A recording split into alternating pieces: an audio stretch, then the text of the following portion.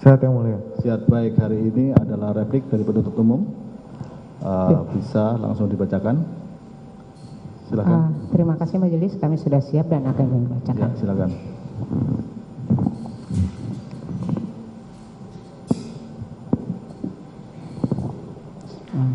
Kejaksaan Negeri Jakarta Selatan demi keadilan dan kebenaran berdasarkan ketuhanan yang Maha Esa. Jawaban penuntut umum atas nota pembelaan tim penasihat hukum terdakwa Mario Dendi Satrio alias Dendi dalam perkara pidana PDM 138 Jakarta Selatan (OH-2/05/2023). Pendahuluan, Majelis Hakim yang kami muliakan, saudara tim penasihat hukum yang kami hormati. Dengan memanjatkan puji syukur kehadirat Allah Subhanahu wa taala atas segala rahmat dan karunia-Nya, kita semua telah sampai pada tahap nota pembelaan tim penasihat hukum terdakwa Mario Dendi Satrio alias Dendi yang telah disampaikan dalam sidang pada hari Selasa tanggal 22 Agustus 2023. Bahwa telah menjadi bukti nyata apabila Kitab Undang-Undang Hukum Acara Pidana menjunjung tinggi harkat dan martabat manusia dengan cara menempatkan hak asasi manusia secara layak sebagaimana lazimnya dalam negara hukum sesuai dengan yang dimaksud dengan pasal 182 KUHP yang menyatakan terdakwa diberi kesempatan untuk mengajukan pembelaan terhadap surat tuntutan jaksa penuntut umum yang selanjutnya penuntut umum dapat menjawab pembelaan terdakwa atau penasihat hukum tersebut. Bahwa penuntut umum dalam memberikan jawaban atas pembelaan dari penasihat hukum terdakwa adalah berdasarkan ketentuan-ketentuan hukum yang berlaku dengan memperhatikan rasa keadilan dan tuntutan keadilan yang tumbuh dan berkembang dalam masyarakat. Bahwa perlu kami sampaikan kembali bahwa terdakwa Mario Dendi Satrio alias Dendi, saksi Sen Lukas Rotua pengundian Lumban Teruduan, dan anak saksi AGH menyebabkan anak korban Kristalino David Ozora alias Wareng mengalami 1. Amnesia dan gangguan kognitif. Penjelasan dari surat nomor 046/MKH/MHKN/Romawi 2023 serta keterangan ahli medis mengenai amnesia pada anak korban Kristalino David Ozora alias Wareng menunjukkan bahwa tindakan kekerasan tersebut telah memiliki dampak serius pada ingatan dan fungsi kognitif anak korban Kristalino David Ozora alias Wareng. Kondisi amnesia anterograde dan retrograde menandakan bahwa anak korban Kristalino David Ozora alias Wareng mengalami gangguan kemampuan membentuk memori baru dan mengingat peristiwa masa lalu. Ini adalah dampak psikologis yang signifikan dan dapat mempengaruhi seluruh kehidupan anak korban Kristalino David Ozora alias Wareng. 2. Dampak pada struktur otak. Analisis mengenai hasil pemeriksaan CT scan dan MRI yang menunjukkan adanya bengkak, bercak memar, serta robekan di otak anak korban Kristalino David Ozora alias Wareng adalah keterangan yang sangat penting. Hal ini menjelaskan bahwa tindakan kekerasan telah merusak struktur otak anak korban Kristalino David Ozora alias Wareng secara fisik. Penyebutan bahwa terdapat robekan dan kerusakan pada otak bagian dalam termasuk gangguan pada corpus callosum yang menghubungkan antara otak kanan dan otak kiri mengindikasikan bahwa dampaknya tidak hanya terbatas pada bagian yang terlihat tetapi juga fungsi otak yang kompleks. 3. Dampak fisik dan emosional. Keterangan mengenai reaksi anak Kristalino David Ozora alias Wareng yang berontak dan mengalami kesulitan dalam mengenali orang setelah tindakan kekerasan serta dampak yang terlihat setelah pada minggu ketiga perawatan mencerminkan bagaimana anak korban Kristalino David Ozora alias Wareng mengalami kondisi fisik dan emosional yang sangat mengganggu. Peningkatan anak korban Kristalino David Ozora alias Wareng pada ranjang ICU menunjukkan bahwa anak korban Kristalino David Ozora alias Wareng mengalami kesulitan dalam mengendalikan dirinya dan dimungkinkan mengalami gejala trauma berat. 4. Harapan kesembuhan dan dampak jangka panjang. Ahli medis menyampaikan bahwa meskipun ada beberapa perbaikan, masih ada bekas luka permanen pada otak anak korban Kristalino David Ozora alias Wareng yang dapat mempengaruhi fungsi motorik dan emosi. Hal ini menunjukkan bahwa proses pemulihan anak korban Kristalino David Ozora alias Wareng mungkin tidak akan 100% kembali normal. Analisis ini menggambarkan tingginya tingkat kesulitan dalam memprediksi masa depan kesehatan dan perkembangan anak korban Kristalino David Ozora alias Wareng. Bahwa anak korban Kristalino David Ozora alias Wareng mengalami diffuse axonal injury, yang mana kasus diffuse axonal injury yang berakhir pada koma atau kondisi vegetatif memiliki kemungkinan sembuh yang semakin kecil, bahkan dengan bantuan terapi sekalipun, sebagaimana Dr. Yemia Tatang mengatakan di persidangan. Pada kasus diffuse axonal injury, terapinya lebih banyak memberikan suportif, menjaga nafasnya jangan sampai tersumbat. Jantungnya juga harus dijaga dengan sangat baik sekali dan menjaga supaya tekanan di dalam otaknya tidak tinggi, dan juga nutrisi dan cairan di dalam tubuh juga harus cukup. Korban sembuh kalau 100% sepertinya tidak, karena bagaimanapun juga ini ada bekas luka yang masih permanen di area ini. Bisa dicontohkan seperti orang stroke, walaupun stroke-nya sudah negatif, disabilitas kekuatan motorik tangan satunya pasti tidak sama dengan motorik kakinya. Sampai saat ini korban bersosialisasi bisa, memang ada beberapa kali gejala eksklusif atau perkataan itu. Memperhatikan akibat dari perbuatan terdakwa Mario Dendi Satrio alias Dendi, saksi Sen Lukas Rotua Pengundian Numan Teruduan, dan saksi Ana AGH menyebabkan anak korban Kristalino David Ozora alias Wareng yang mendapat cedera otak traumatik parah. Maka penuntut umum berpendapat anak korban Kristalino David Ozora alias Wareng harus mendapatkan keadilan dengan mengedepankan moralitas, nilai kemanusiaan, nilai keadilan, dan nilai kebenaran yang ada di dalam masyarakat. Majelis hakim yang kami muliakan, saudara tim penasihat hukum yang terhormat, pada intinya kami selaku penuntut umum menolak dan membantah seluruh argumen dari tim penasihat hukum atau terdakwa di dalam pledoinya, dikarenakan serangkaian fakta yang mereka kemukakan hanyalah penggalan atau potongan yang sifatnya parsial dari keterangan para saksi dan keterangan para ahli yang ada, yang hanya mendukung argumen mereka saja. Dan keterangan di dalam pledoi itu tidaklah menggambarkan fakta yang sebenarnya terjadi, dikarenakan apabila tim penasihat hukum garis miring terdakwa menguraikan seluruhnya fakta persidangan sebagaimana adanya tanpa dikurangi ataupun dipotong-potong sesuka hatinya dengan menggunakan rangkaian fakta persidangan secara utuh, maka akan dapat terlihat suatu kenyataan yang bertolak belakang dengan apa yang dikemukakan baik oleh tim penasihat hukum atau terdakwa di dalam pledoi mereka yang telah sangat jelas menggambarkan keterlibatan terdakwa sebagai pelaku dalam tindak pidana turut serta melakukan penganiayaan berat dengan rencana terlebih dahulu. Karena dengan menguraikan fakta persidangan secara konferensif, kita akan dapat melihat bagaimana rapi dan kejinya terdakwa dalam merencanakan penganiayaan berat terhadap anak korban Kristalino David Ozora, serta dengan menguraikan rangkaian kata persidangan secara utuh.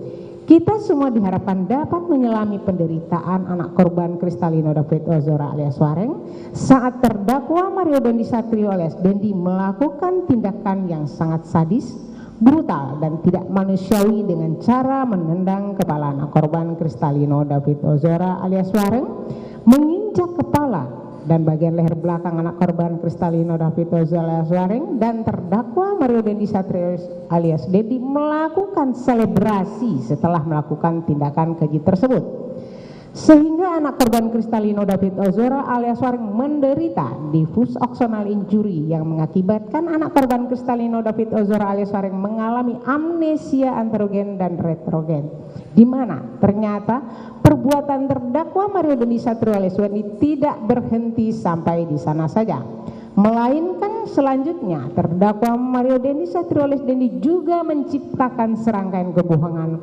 guna membangun alibi agar terlepas dari jerat hukum. Namun hal yang pasti bahwa tidak ada kejahatan yang sempurna, karena satu kebohongan pasti akan melahirkan kebohongan lainnya yang pada akhirnya akan menjerat dirinya sendiri, sebagaimana tertulis dalam bahasa Latin yakni abusus in hoc atau dalam bahasa Inggris berarti one misstatement another, kebohongan akan melahirkan kebohongan. Di mana dari rangkaian persidangan ini dapat kita nilai bersama secara objektif bahwa terdakwa Mario Dandi Satrio alias Dendi semakin terpojok dengan kebohongannya sendiri yang pada akhirnya dapat digunakan sebagai suatu petunjuk tentang kesalahan terdakwa Mario Dandi Satrio alias Dendi dalam penganiayaan yang dilakukannya terhadap anak korban Kristalino David Ozora alias Wareng. Majelis Hakim yang terhormat, saudara penasihat hukum yang kami hormati, sekarang sampailah kami untuk membahas mengenai beberapa hal yang kami anggap perlu untuk diluruskan dan diberikan pemahaman lebih terhadap isi dari pledoi tim penasihat hukum atau terdakwa, di mana pada pokoknya penuntut umum menolak semua isi pledoi tim penasihat hukum atau terdakwa kecuali apa yang sesuai dengan surat tuntutan dan atau diakui serta dinyatakan secara tegas oleh penuntut umum dalam replik ini. Namun dari seluruh materi pledoi tim penasihat hukum atau terdakwa terdapat beberapa poin yang menurut kami selaku penuntut umum perlu dicermati dan ditanggapi, antara lain analisa fakta dalam replik. Sehubungan dengan bantahan tim penasihat hukum fit nota pembelaan halaman 32-41 atas argumentasi yang disampaikan oleh penuntut umum mengenai pembahasan analisa yuridis tentang tindak pidana perencanaan dalam pasal 115 sampai 116 surat tuntutan, akan penuntut umum tanggapi sebagai berikut. 1. Dalil saudara penuntut umum. Terdakwa Mario Dandi Satrio alias Dendi memesan ojek online untuk mengambil kartu pelajar anak korban Kristalino David Ozora alias Wareng dari rumah anak saksi AGH. Ini digunakan sebagai alasan untuk berkomunikasi dan bertemu dengan anak korban Kristalino David Ozora alias Wareng. Dengan bekerja sama dengan anak saksi AGH, pemalsuan alasan pertemuan menunjukkan tingkat perencanaan yang terstruktur. Bantahan tim penasihat hukum. Mengenai dalil yang disampaikan oleh saudara penuntut umum tersebut, tim penasihat hukum dengan tegas membantah atas dalil tersebut dikarenakan tidak ada sama sekali adanya niat pemalsuan alasan pertemuan. Terdakwa memesan ojek online untuk mengambil kartu pelajar anak korban Kristalino David Ozora adalah tindakan yang dilakukan secara spontan. Karena sebelum terdakwa menjemput anak Agnes Agresia Haryanto pulang sekolah, kemudian terdakwa bertemu dengan saksi anak AGH. Terdakwa bertanya kepada saksi anak AGH tentang kabar anak korban Kristalino David Ozora. Atas pertanyaan tersebut terlintas di pikiran saksi anak AGH untuk mengembalikan kartu pelajar milik anak korban Kristalino David Ozora. Tujuan pengembalian kartu pelajar milik anak korban Kristalino David Ozora sekalian untuk mengklarifikasi atas adanya info mengenai persetubuhan atau pelecehan seksual yang dilakukan oleh anak korban Kristalino David Ozora kepada anak AGH. Kemudian kejadian tersebut sangat jelas membantah adanya pemalsuan alasan pertemuan yang didalilkan oleh saudara penuntut umum terkait dengan tindakan perencanaan yang terstruktur. Pemesanan ojek dilakukan karena kartu pelajar anak korban Kristalino David Ozora tertinggal di rumah saksi Agnes. Tanggapan.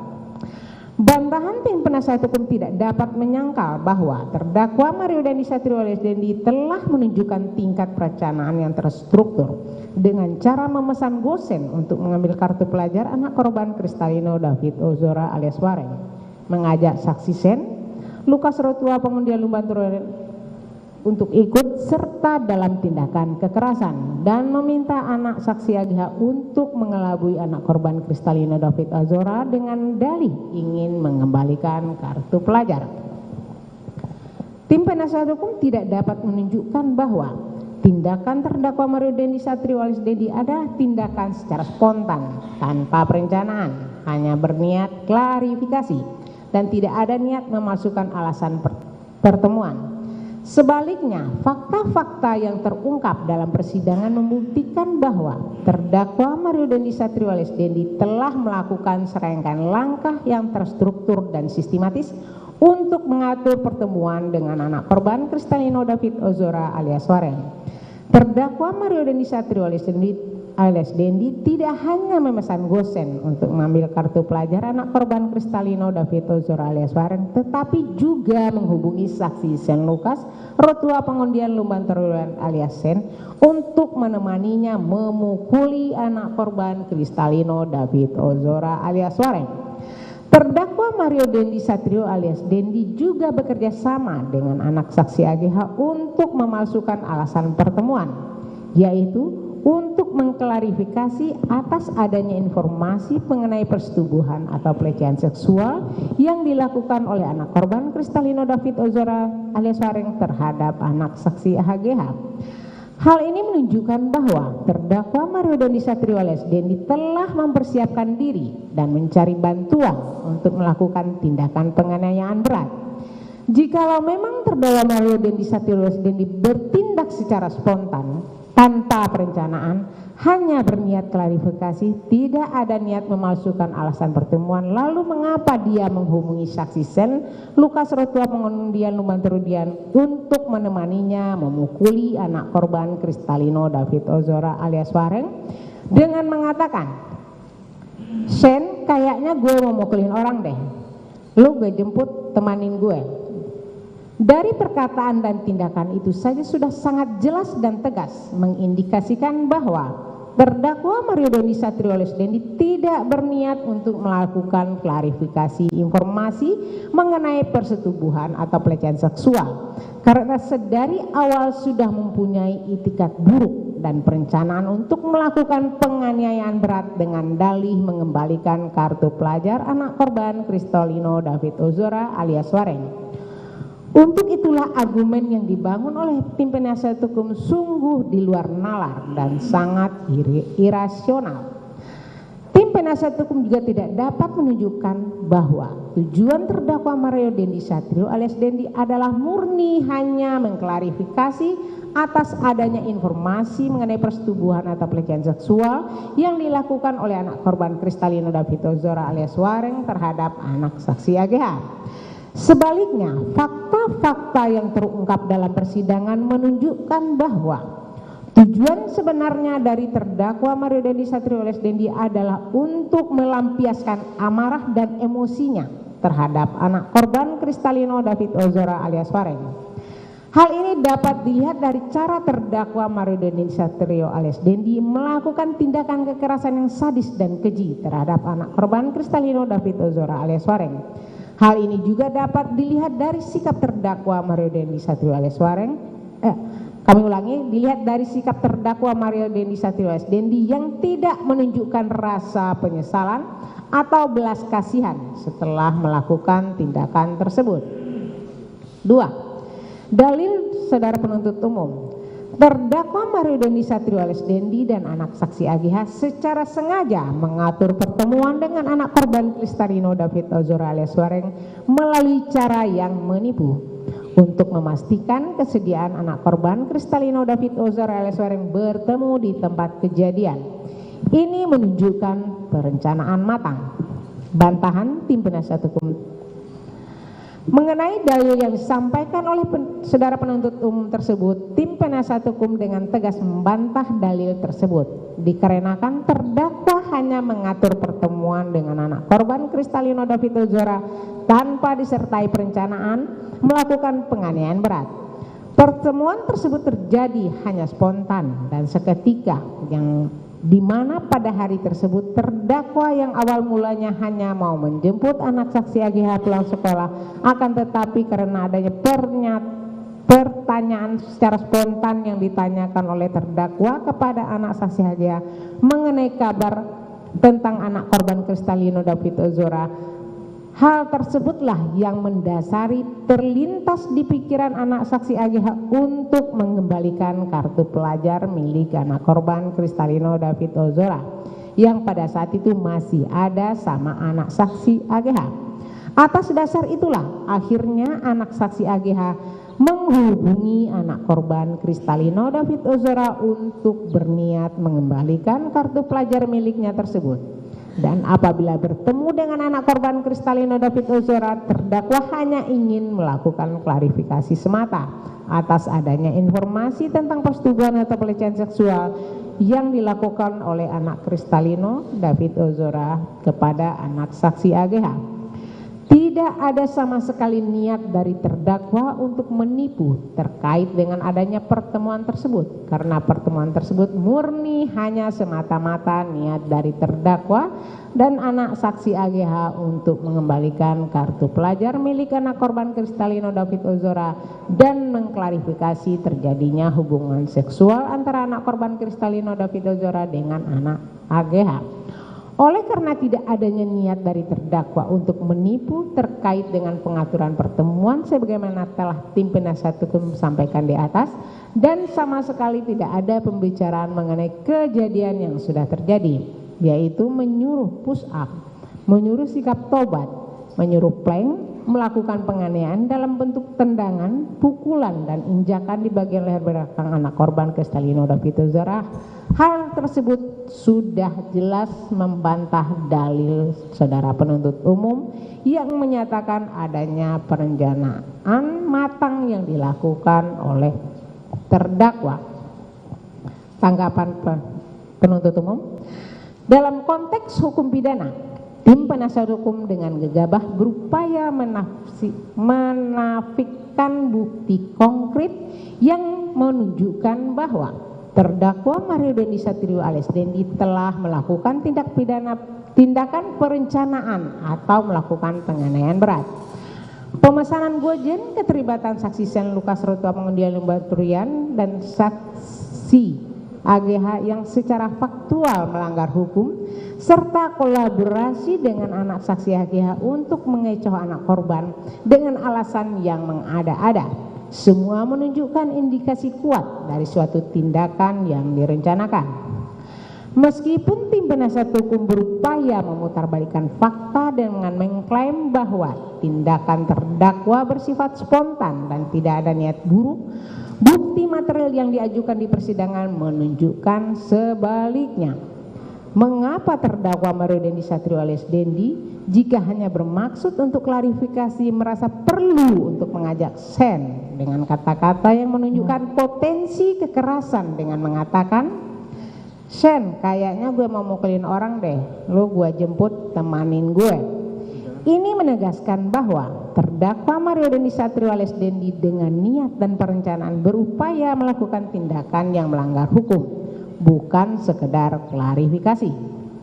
Apabila kita melakukan telaahan secara kritis, tim penasihat hukum nampaknya gagal memberikan bukti bantahan yang meyakinkan bahwa niat terdakwa Mario Dendi Satrio alias Dendi murni untuk klarifikasi. Bukti yang terungkap di persidangan justru menunjukkan bahwa terdakwa Mario Dendi Satrio alias Dendi dengan penuh emosi negatif memiliki niat untuk melakukan tindakan yang melakukan penganiayaan berat terhadap anak korban Kristalino David Ozora alias Wareng. Sikap terdakwa Mario Dendi Satrio alias Dendi yang apatis dan tanpa rasa bersalah setelah tindakan tersebut menunjukkan karakter asli yang penuh kekerasan dari terdakwa Mario Dendi Satrio alias Dendi itu sendiri. Dalam perspektif hukum pidana, niat seseorang dapat dilihat dan dinilai dari beragam faktor yang mendahului, menyertai dan mengikuti perbuatan seseorang, di mana faktor-faktor tersebut dapat menunjukkan dan menentukan kesalahan seseorang di mata hukum. Meskipun tim penasihat hukum berargumen bahwa terdakwa Mario Dendi Satrio alias Dendi tidak memiliki niat untuk menipu terkait dengan pengaturan pertemuan, namun tindakan-tindakan yang dilakukan oleh terdakwa selama dalam pertemuan tersebut seperti menyuruh push up, menyuruh sikap tobat, menyuruh plank, serta melakukan penganiayaan dalam bentuk tendangan, pukulan, dan injakan di bagian leher belakang anak korban Kristalino David Ozora menunjukkan adanya niat jahat dan tindakan yang ditunjukkan untuk menyakiti secara sadis anak korban Kristalino David Ozora alias Wareng. Selain itu, pembicaraan mengenai kejadian yang sudah terjadi, yaitu menyuruh push up, menyuruh sikap tobat, menyuruh plank, serta melakukan penganiayaan dalam bentuk tendangan, pukulan, dan injakan di bagian leher belakang anak korban Kristalino David Ozora bukanlah satu-satunya faktor yang dapat dijadikan tolak ukur untuk menentukan niat seseorang. Sebagaimana telah diuraikan di atas, niat seseorang dapat dilihat dan dinilai dari beragam faktor yang mendahului,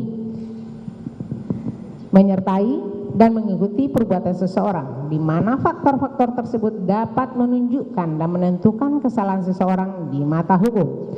Faktanya, seluruh tindakan fisik itu dilakukan oleh terdakwa Mario Dendi Satrio alias Dendi terhadap anak korban Kristalino David Ozora alias Wareng selama pertemuan tersebut dapat dianggap sebagai bukti kuat dari niat jahat terdakwa Mario Dendi Satrio alias Dendi untuk melakukan penganiayaan berat dengan rencana terlebih dahulu terhadap anak korban Kristalino David Ozora alias Wareng. Kemudian, meskipun tim penasihat hukum berargumen bahwa tidak ada perencanaan matang yang dilakukan oleh terdakwa, namun tindakan-tindakan yang dilakukan oleh terdakwa selama pertemuan dengan anak korban Kristalino David Ozora alias Wareng tersebut menunjukkan adanya perencanaan dan koordinasi. Hal ini dapat dilihat dari cara terdakwa menyuruh anak korban Kristalino David Ozora alias Wareng melakukan berbagai tindakan fisik yang merugikan dirinya. Dengan demikian, argumen penuntut umum yang menyatakan adanya perencanaan matang yang dilakukan oleh terdakwa tetap berdiri teguh dan memiliki dasar yang kuat. Adanya tindakan fisik dan verbal yang dilakukan oleh terdakwa Mario Dendi Satrio alias Dendi selama pertemuan dengan anak korban Kristalino David Ozora alias Wareng tersebut menunjukkan adanya niat jahat dan tindakan yang merugikan yang tentunya bertentangan dengan argumen tim penasihat hukum. 3. Dalil saudara penuntut umum. Terdakwa Mario Dendi Satrio alias Dendi dan anak saksi AGH memanfaatkan hubungan masa lalu antara anak saksi AGH dengan anak korban Kristalino David Ozora alias Wareng untuk memancing informasi lokasi darinya. Pemberian informasi palsu tentang kehadiran anak saksi AGH menggunakan mobil Camry menciptakan ilusi keamanan dan kepercayaan bagi anak korban Kristalino David Ozora alias Wareng. Bantahan tim penasihat hukum mengenai dalil yang disampaikan oleh tim penasihat. Mengenai dalil yang disampaikan oleh saudara penuntut umum tersebut, tim penasihat hukum dengan tegas membantah atas dalil tersebut dikarenakan tidak ada korelasinya pemanfaatan hubungan masa lalu antara anak saksi AGH dengan anak korban Kristalino David Ozora terkait dengan dalil yang disampaikan oleh saudara penuntut umum mengenai adanya perencanaan penganiayaan yang dilakukan oleh terdakwa kepada anak korban Kristalino David Ozora. Terdakwa juga tidak pernah sama sekali menjadikan anak saksi AGH perantara ataupun mencari informasi mengenai keberadaan ataupun lokasi di mana anak korban Kristalino David Ozora berada. Kejadian mengembalikan kartu pelajar milik anak korban Kristalino David Ozora itu terjadi hanya spontan dan seketika saja pada saat itu, dikarenakan pada saat terdakwa menjemput anak saksi AGH pulang sekolah, terdakwa bertanya kepada anak saksi AGH tentang kabar anak Kristalino David Ozora dan atas pernyataan tersebut terlintas di pikiran anak saksi AGH untuk mengembalikan kartu pelajar milik anak korban Kristalino David Ozora yang pada saat itu ada sama anak saksi AGH. Mengenai tentang pemberian informasi palsu tentang kehadiran anak saksi AGH menggunakan mobil Camry, hal tersebut bukanlah merupakan upaya perencanaan penganiayaan yang dilakukan oleh terdakwa dan anak saksi AGH. Tujuannya adalah agar pertemuan dan klarifikasi dapat dilakukan bersama-sama anak korban Kristalino David Ozora dengan terdakwa dan anak saksi AGH, karena mereka sudah datang jauh-jauh dan meminta anak korban Kristalino David Ozora menghargai kedatangan mereka. Padahal anak korban Kristalino David Ozora sudah mengetahui kedatangan terdakwa dan anak saksi AGH dengan cara melihat mereka dari lantai atas rumah saksi Renjiro. Berdasarkan hal-hal tersebut di atas sudah sangat jelas terbukti bahwasanya mengenai dalil yang disampaikan oleh saudara penuntut umum tentang pemberian informasi palsu tentang kehadiran anak saksi AGH menggunakan mobil Camry menciptakan ilusi keamanan sudah dapat terbantahkan berdasarkan penjelasan di atas. Tanggapan. Pertama, mengenai pemanfaatan hubungan masa lalu antara anak saksi AGH dengan anak korban Kristalino David Ozora alias Wareng, tim penasihat hukum telah mengabaikan fakta bahwa hubungan masa lalu dapat dengan mudah dimanfaatkan untuk membangun kepercayaan dan menciptakan ilusi keamanan. Dalam konteks hukum pidana, pemanfaatan hubungan masa lalu untuk memancing informasi atau menciptakan situasi yang menguntungkan bagi pelaku adalah taktik yang sering digunakan oleh pelaku kejahatan. Kedua, tim penasihat hukum berpendapat bahwa terdakwa Mario Dandi Satrio alias Dandi tidak pernah menjadikan anak saksi AGH sebagai perantara atau pencari informasi. Namun fakta bahwa terdakwa Mario Dandi Satrio alias Dandi bertanya kepada anak saksi AGH tentang kabar anak korban Kristalino David Ozora alias Wareng pada saat yang sama ketika kartu pelajar anak korban Kristalino David Ozora alias Wareng ada pada anak saksi AGH menunjukkan adanya koordinasi antara terdakwa Mario Dandi Satrio dan anak saksi AGH. Untuk selanjutnya dilanjutkan oleh tim kami. Ketiga, mengenai pemberian informasi palsu tentang kehadiran anak saksi AGH menggunakan mobil Camry, tim penasihat hukum berpendapat bahwa tujuan adalah agar pertemuan dan klarifikasi dapat dilakukan bersama-sama. Namun dalam perspektif hukum pidana, memberikan informasi palsu untuk menciptakan ilusi keamanan adalah taktik yang sering digunakan oleh pelaku kejahatan untuk memancing korban ke dalam perangkap. Dalam konteks perkara Akuo, terdakwa Mario Dandi Satrio alias Dandi beserta anak saksi AGH sengaja mengelabui anak korban Kristalino David Ozora alias Wareng dengan mengatakan hanya anak saksi AGH yang datang menggunakan mobil Camry bersama tante dari anak saksi AGH dengan harapan anak korban Kristalino David Ozora alias Wareng yang sudah mengetahui sebelumnya bahwa mobil terdakwa adalah Robicon akan lengah dan mau menemui anak saksi AGH.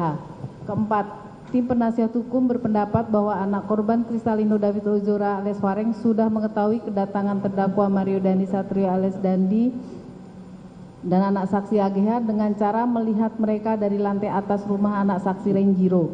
Namun hal ini tidak mengurangi fakta bahwa terdakwa Mario Dandi Satrio alias Dandi dan anak saksi AGH telah memberikan informasi palsu untuk menciptakan ilusi keamanan bagi anak korban Kristalino David Ozora alias Wareng. Bahwa argumen yang diajukan oleh tim penasihat hukum tidak dapat membantah fakta-fakta yang telah disampaikan oleh penuntut umum dalam konteks hukum pidana, pemberian informasi palsu, pemanfaatan hubungan masa lalu, dan koordinasi antara terdakwa Mario Dandi Satrio dan alias Dandi dan anak saksi AGH menunjukkan adanya niat jahat dan perencanaan yang matang oleh terdakwa Mario Dandi Satrio alias Dandi. 4. Dalil saudara penuntut umum, terdakwa Mario Dandi Satrio alias Dandi berkoordinasi dengan saksi Shane Lucas Rotua Pangudian Lumbantoran alias Sen untuk melaksanakan aksi tersebut menunjukkan pencarian kaki tangan untuk eksekusi rencana. Bantahan tim penasihat hukum mengenai dalil yang disampaikan oleh saudara penuntut umum tersebut, tim penasihat hukum dengan tegas membantah atas dalil tersebut dikarenakan koordinasi antara terdakwa dengan saksi Shane Lucas bukanlah merupakan sebuah hal yang menunjukkan pencarian kaki tangan untuk eksekusi rencana. Koordinasi tersebut terjadi hanyalah sebatas adanya ajakan dari terdakwa kepada saksi Shane Lucas untuk nongkrong-nongkrong semata layaknya anak muda yang pada umumnya setelah bertemu dan meminta klarifikasi dari anak korban Kristalino David Ozora perihal tentang adanya informasi mengenai persetubuhan atau pelecehan seksual tersebut. Bahkan dari awal mula terdakwa menghubungi sampai dengan setibanya terdakwa menyebut saksi Shane Lucas, tidak ada pembicaraan yang disampaikan oleh terdakwa kepada saksi Shane Lucas untuk meminta saksi Shane Lucas untuk melakukan pemukulan ataupun penganiayaan kepada anak korban Kristalino David Ozora. Koordinasi yang dilakukan oleh terdakwa kepada saksi Shane Lucas hanyalah sebatas untuk bertemu dan nongkrong-nongkrong semata setelah terdakwa bertemu dengan anak korban Kristalino David Ozora dan bukan untuk meminta saksi Shane Lucas sebagai kaki tangan untuk eksekusi rencana penganiayaan sebagaimana dalil yang disampaikan oleh saudara penuntut umum di atas sama sekali tidak ada pembicaraan mengenai kejadian yang sudah terjadi, yaitu menyuruh push up, menyuruh sikap tobat, menyuruh plank, melakukan penganiayaan dalam bentuk tendangan, pukulan, dan injakan di bagian leher belakang anak korban. Terdakwa meminta saksi Shane Lucas merekam pembicaraan supaya tidak terjadi kesimpang siuran keterangan kemudian di hari terkait dengan klarifikasi hubungan seksual yang terjadi antara anak korban dan anak saksi AGH. Berdasarkan hal tersebut di atas sudah sangat jelas terbukti bahwasanya mengenai dalil yang disampaikan oleh saudara penuntut umum perihal pelaksanaan sanksi penjara kaki tangan untuk eksekusi rencana penganiayaan sudah dapat terbantahkan berdasarkan penjelasan di atas. Tanggapan pertama, meskipun penasihat hukum berpendapat bahwa koordinasi antara terdakwa Mario Dandi Satrio alias Dandi dengan saksi Shane Lucas hanyalah sebatas ajakan untuk nongkrong, namun fakta bahwa terdakwa Mario Dandi mengajak saksi Shane Lucas untuk menemaninya memukuli anak korban Kristalino David Ozora alias Wareng dengan mengatakan, "Sen, kayaknya gue mau mukul orang deh. Lu gue jemput, temenin gue."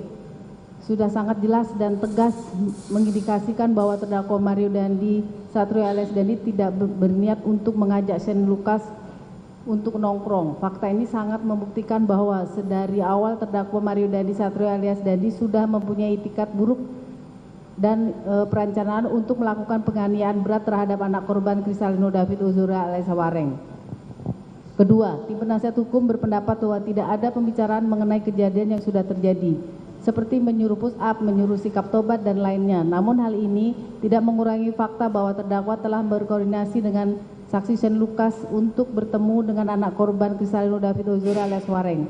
Dalam perspektif hukum pidana, niat seseorang dapat dilihat dan dinilai dari beragam faktor yang mendahului, menyertai, dan mengikuti perbuatan seseorang di mana faktor-faktor tersebut dapat menunjukkan dan menentukan kesalahan seseorang di mata hukum. Oleh karena itu, koordinasi antara terdakwa dengan saksi Shane Lucas ini dapat diartikan sebagai upaya untuk memastikan bahwa rencana yang telah disusun dapat berjalan dengan lancar. Ketiga, tim penasihat hukum berpendapat bahwa terdakwa Mario Dandi Satrio alias Dandi hanya ingin bertemu dan nongkrong dengan anak korban Kristalino David Ozora alias Wareng setelah klarifikasi. Namun fakta bahwa terdakwa Mario Dandi Satrio alias Dandi meminta saksi Shane Lucas untuk melakukan perekaman menggunakan handphone di mana sebelumnya mengajak saksi Shane Lucas untuk menemaninya memukuli anak korban Kristalino David Ozora alias Wareng dengan mengatakan, "Shane, kayaknya gue mau mukul orang deh. Lu gue jemput, temenin gue." Menunjukkan bahwa pertemuan tersebut bukanlah pertemuan biasa, melainkan pertemuan yang telah direncanakan dengan matang untuk merekam saat-saat terdakwa Mario Dandi Satrio alias Dandi melakukan penganiayaan berat terhadap anak korban Kristalino David Ozora alias Wareng, dan bukan untuk merekam pembicaraan klarifikasi hubungan seksual yang terjadi antara anak korban Kristalino David Ozora alias Wareng dengan saksi anak AGH. Keempat, meskipun tim penasihat hukum berpendapat bahwa terdakwa Mario Dandi Satrio alias Dandi tidak meminta saksi Shane Lucas sebagai kaki tangan untuk eksekusi rencana penganiayaan, namun fakta bahwa terdakwa Mario Dandi Satrio alias Dandi meminta saksi Shane Lucas untuk menemaninya memukuli anak korban Kristalino David Ozora alias Wareng dan melakukan perekaman menunjukkan adanya koordinasi yang lebih dalam antara terdakwa Mario Dandi Satrio alias Dandi dan saksi Shane Lucas. Selain itu, tindakan saksi Shane Lucas yang secara sigap menunjukkan cara sikap tobat dan memberitahu adanya satpam memperkuat keyakinan bahwa adanya koordinasi atau keadaan saling tahu mengenai peran dan sikap masing-masing dalam melakukan tindakan pidana penganiayaan berat dengan rencana terlebih dahulu di antara terdakwa Mario Dandi Satrio dan saksi Shane Lucas Rotua Pengundian Ruban Toruan. Bahwa argumen yang diajukan oleh tim penasihat hukum tidak dapat membantah fakta-fakta yang telah disampaikan oleh penuntut umum. Dalam konteks hukum pidana, koordinasi antara terdakwa Mario Dandi Satrio alias Dandi dengan Shane Lucas serta tindakan terdakwa Mario Dandi Satrio alias Dandi mengajak saksi Shane Lucas menemaninya memukuli anak korban Kristalino David Ozora alias Wareng dan meminta saksi Shane Lucas untuk merekam kejadian itu menunjukkan adanya niat jahat dan perencanaan yang matang oleh terdakwa Mario Dandi Satrio alias Dandi. 5. Dari Saudara Penuntut Umum, kesediaan saksi Sen Lukas Rotua Pangundian Lumantoran alias Sen untuk ikut serta dalam tindakan kekerasan menunjukkan komitmen dan keterlibatan aktif dalam pelaksanaan rencana. Bantahan tim penasihat hukum mengenai dalil yang disampaikan oleh Saudara Penuntut Umum tersebut, tim penasihat hukum dengan tegas membantah atas dalil tersebut dikarenakan kehadiran saksi Sen Lukas hanya semata-mata untuk ikut atas ajakan nongkrong yang ditawarkan oleh terdakwa ketika sudah selesai bertemu dengan anak korban Kristalino David Ozora mengenai klarifikasi adanya informasi persetubuhan atau pelecehan seksual tersebut dan bukanlah untuk keikutsertaan dalam tindakan kekerasan sebagaimana dalil yang disampaikan oleh Saudara Penuntut Umum. Perlu disampaikan juga kegiatan nongkrong-nongkrong antara terdakwa dan saksi Sen Lukas adalah kegiatan yang sering dilakukan oleh mereka dalam keseharian. Oleh sebab itu tidak ada kolerasi jikalau Saudara Penuntut Umum mendalilkan keikutsertaan saksi Sen Lukas menunjukkan komitmen dan keterlibatan aktif dalam pelaksanaan rencana penganiayaan karena kehadiran saksi Sen Lukas hanya sebatas untuk ikut menemani terdakwa melakukan kegiatan nongkrong-nongkrong semata dan tidak ada keterlibatan aktif yang dilakukan oleh saksi Sen Lukas dalam pelaksanaan rencana penganiayaan tersebut. Terbukti pada saat di perjalanan tidak ada pembahasan antara mereka berdua untuk membicarakan hal-hal yang berkaitan dengan perencanaan penganiayaan, yaitu pembicaraan mengenai kejadian yang sudah terjadi, yaitu menyuruh push up, menyuruh sikap tobat, menyuruh plank, melakukan penganiayaan dalam bentuk tendangan, pukulan dan injakan di bagian leher belakang anak korban. Yang ada hanyalah pembahasan mengenai cerita pelecehan yang disampaikan oleh anak saksi AGH kepada terdakwa dan saksi Sen Lukas. Cerita saksi Sen Lukas mengenai hubungannya dengan pacarnya dan permintaan agar saksi Sen Lukas dapat merekam pembicaraan tersebut. Berdasarkan hal-hal tersebut di atas sudah sangat jelas terbukti bahwasanya mengenai dalil yang disampaikan oleh Saudara Penuntut Umum mengenai hal keikutsertaan saksi Sen Lukas dalam tindakan kekerasan yang menunjukkan komitmen dan keterlibatan aktif dalam rencana sudah dapat terbantahkan dan berdasarkan penjelasan di atas. Tanggapan pertama, meski tim penasihat hukum berupaya meyakinkan bahwa interaksi antara terdakwa Mario Dandi Satrio alias Dandi dan saksi Sen Lukas hanyalah ajakan biasa untuk berkumpul, namun pernyataan terdakwa mengajak saksi Sen Lukas dengan kata-kata, "Sen, kayaknya gue mau mukul orang deh, lu gue jemput, temenin gue." Sudah dengan jelas menunjukkan niat dan rencana terdakwa Mario Dandi Satrio alias Dandi yang sudah jauh dari sekedar ajakan nongkrong. Ini menegaskan bahwa terdakwa Mario Dandi Satrio alias Dandi memiliki niat awal yang jelas untuk melakukan tindakan kekerasan terhadap anak korban Kristalino David Ozora alias Wareng. Hal ini juga didukung oleh fakta bahwa Sen Lukas mengirimkan pesan elektronik kepada pacarnya yang mengatakan mau nemanin Dandi fighting. Sekalipun ada pengelabuan yang dicoba dilakukan dengan mengatakan kata fighting itu diartikan sebagai semangat, pemikiran tersebut sangatlah tidak logis dan mengada-ngada dengan kecenderungan memiliki muatan kebohongan. Karena apabila kita melihat dari konteks peristiwa yang mendahului, menyertai dan mengikuti perkataan tersebut, maka sudah sangat jelas dan tegas tidak ada keterkaitan sedikitpun untuk menyematkan kata semangat pada tindakan yang katanya hanya mau menemani terdakwa Mario Dandi Satrio alias Dandi untuk melakukan klarifikasi. Dalam konteks peristiwa Aquo, kata fighting hanya dapat ditafsirkan sebagai bentuk kesediaan saksi Sen Lukas yang ingin menemani atau mendampingi terdakwa Mario Dandi Satrio alias Dandi dalam suatu konfrontasi atau pertengkaran. Kata fighting dalam konteks ini mengacu pada aksi konfrontasi atau pertarungan, bukan dalam arti semangat seperti dalam bahasa Korea. Jadi dalam konteksnya perkara Aquo, saksi Sen Lukas sudah sangat jelas dan tegas terlihat secara aktif terlibat dalam peristiwa ini saat dia mengatakan kesediaannya untuk bersama terdakwa Mario Dandi Satrio alias Dandi saat terdakwa Mario Dandi Satrio alias Dandi berhadapan dengan situasi konflik atau pertengkaran dengan anak korban Kristalino David Ozora alias Wareng. Kedua, tim penasihat hukum mungkin berargumen bahwa tidak ada diskusi mengenai tindakan yang telah dilakukan sebelumnya, namun dalam perspektif hukum pidana, niat seseorang dapat dilihat dan dinilai dari keragaman faktor yang mendahului, menyertai dan mengikuti perbuatan seseorang, di mana faktor-faktor tersebut dapat menunjukkan ada menentukan kesalahan seseorang di mata hukum. Oleh karena itu, koordinasi antara terdakwa dengan saksi Shane Lucas dapat menandakan adanya rencana yang telah disusun dengan matang. Ketiga, meskipun tim penasihat hukum berpendapat bahwa terdakwa Mario Dandi Satrio alias Dandi hanyalah ingin bertemu dan berkumpul dengan anak korban Kristalino David Ozora alias Wareng setelah klarifikasi, namun kenyataannya bahwa terdakwa meminta saksi Shane Lucas untuk merekam pertemuan tersebut, terutama setelah mengajak saksi Shane Lucas dengan kata-kata yang menunjukkan niat untuk melakukan kekerasan, yakni Shane, kayaknya gue mau mukul orang deh, lu gue jemput temenin gue. Hal ini menegaskan bahwa pertemuan tersebut bukanlah pertemuan biasa. Ini menunjukkan bahwa terdakwa Mario Dandi Satrio alias Dandi memiliki rencana terperinci untuk melakukan tindakan kekerasan terhadap anak korban Kristalino David Ozora alias Wareng. Keempat, meski tim penasihat hukum menegaskan bahwa terdakwa Mario Dandi Satrio alias Dandi tidak melibatkan saksi Shane Lucas sebagai eksekutor rencana kekerasan, namun kenyataan bahwa terdakwa Mario Dandi Satrio alias Dandi meminta Shane Lucas untuk menemaninya memukuli anak korban Kristalino David Ozora alias Wareng dan merekam kejadian tersebut menunjukkan adanya koordinasi yang mendalam antara keduanya. Respons cepat saksi Shane Lucas dalam menunjukkan sikap tobat dan memberitahu tentang keberadaan Satpam menegaskan bahwa keduanya memiliki pemahaman bersama tentang peran masing-masing dalam rencana tersebut. Dengan demikian, argumen yang diajukan oleh tim penasihat hukum tidak dapat menyangkal bukti-bukti yang telah diajukan oleh penuntut umum.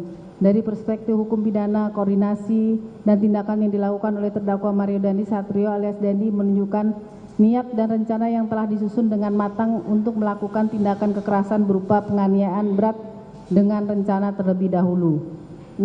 Dalil penuntut umum, terdakwa Mario Dandi Satrio alias Dandi merencanakan penjemputan saksi Shane Lucas Rotua Pangudian Lubantoran alias Shane sebagai reaksi terhadap kesediaannya untuk ikut serta menunjukkan hubungan timbal balik antara mereka.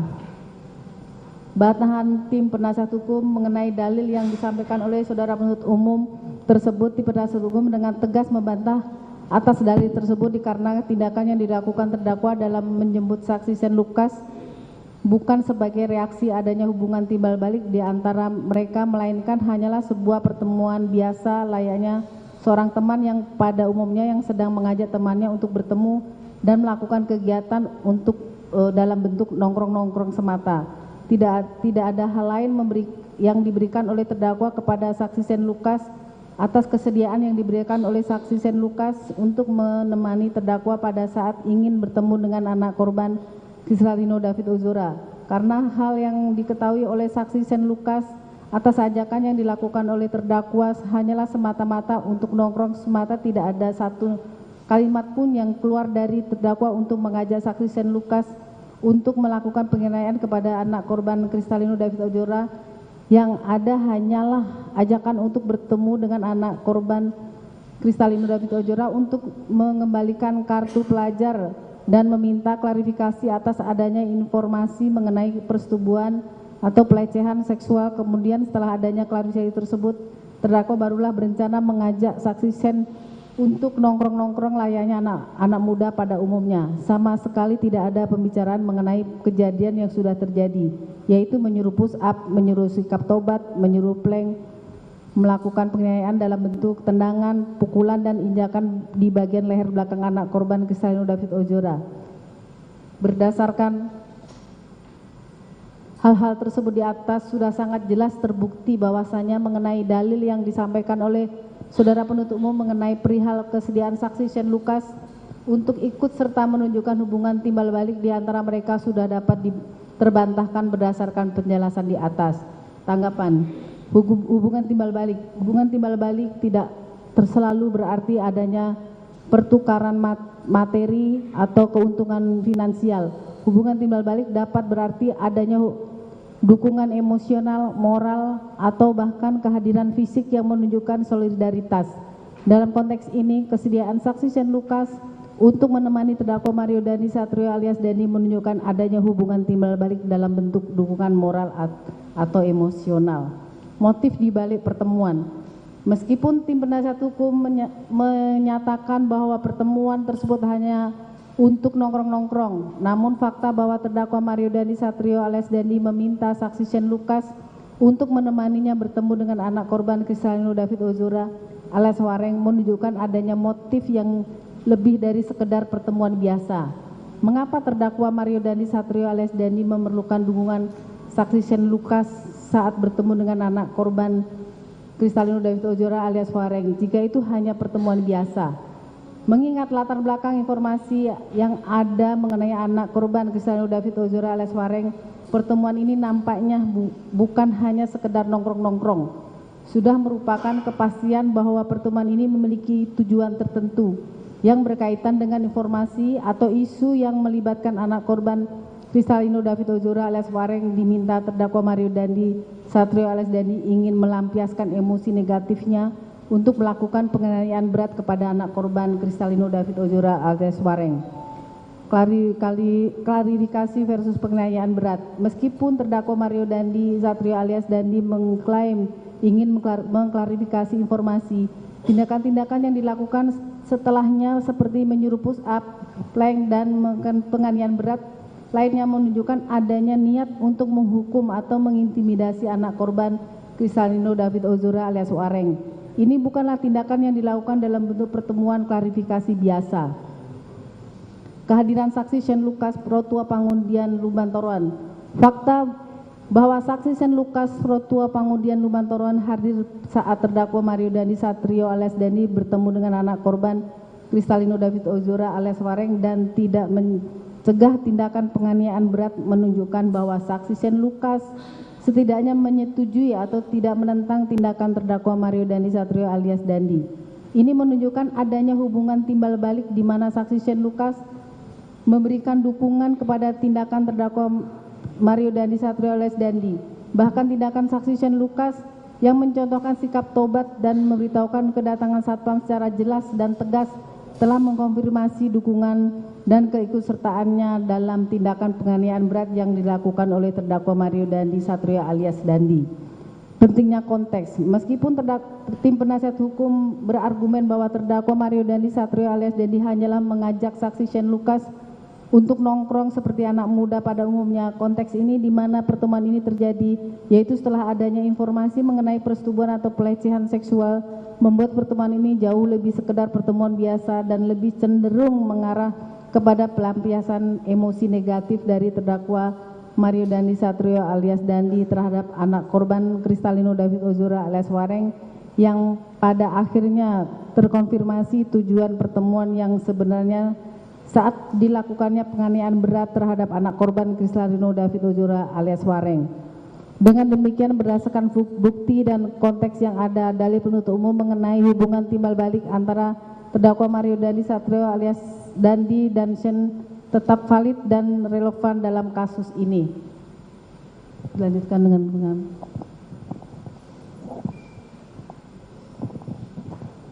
izin melanjutkan yang mulia. 7.